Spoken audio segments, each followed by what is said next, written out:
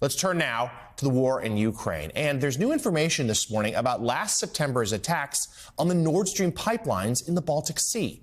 The New York Times is reporting new intelligence reviewed by U.S. officials indicates the attacks were carried out by a pro-Ukrainian group. Explosions damaged the pipelines last September, leading to a global blame game that was still going on up to this week. Russia accused the West of destroying the pipelines, which transport its gas to Europe.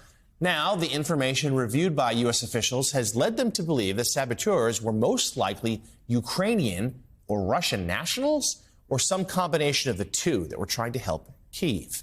The Times reports those officials say no American or British nationals were involved, and that at this point, there's no evidence that Ukrainian President Zelensky or his government were involved either.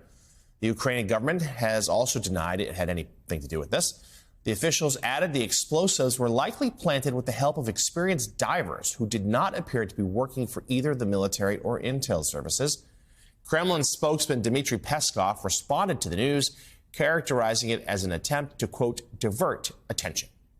Joining us now, NBC News foreign correspondent Molly Hunter, who's on the other side of the Atlantic for us.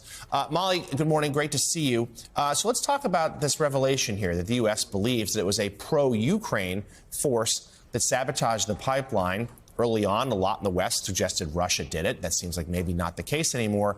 Tell us the significance and also the strain it might put on the European allies. Yeah, Jonathan, this is really significant. And when you read that New York Times article, and again, NBC News has not independently confirmed that reporting, the U.S. officials stress this could really be the first significant lead in this global blame game. As you say, everyone has been talking about this, looking at this, trying to investigate it since September. Of course, we are talking about Nord Stream 1 and Nord Stream 2. They both run from Russia to Germany. Now, many at the beginning, as you say, suggested that maybe it was Russians, that maybe it was even kind of people allies of Ukraine, because Ukraine has opposed this project for so many years. They've been citing it as a national security threat, of course, a very easy way for Russia to get their gas from Russia to Europe.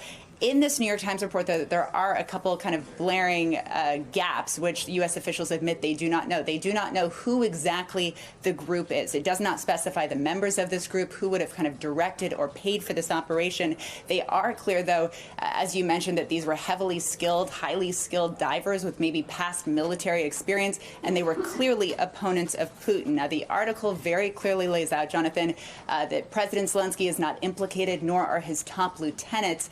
After the article was published in the New York Times, Jonathan, actually a very senior aide to President Zelensky tweeted out, and I actually think we have that tweet, Mikhailo Podolyak responded, and he says, although I enjoy collecting amusing conspiracy theories about the Ukrainian government, I have to say Ukraine has nothing to do with the Baltic Sea mishap and has no information about pro-Ukrainian sabotage groups. What happened to the Nord Stream pipelines? They sank, as the Russian Federation says itself. Now, to be very clear, of course, this may be the first significant lead. Lots to come, though, on exactly who and how that happened.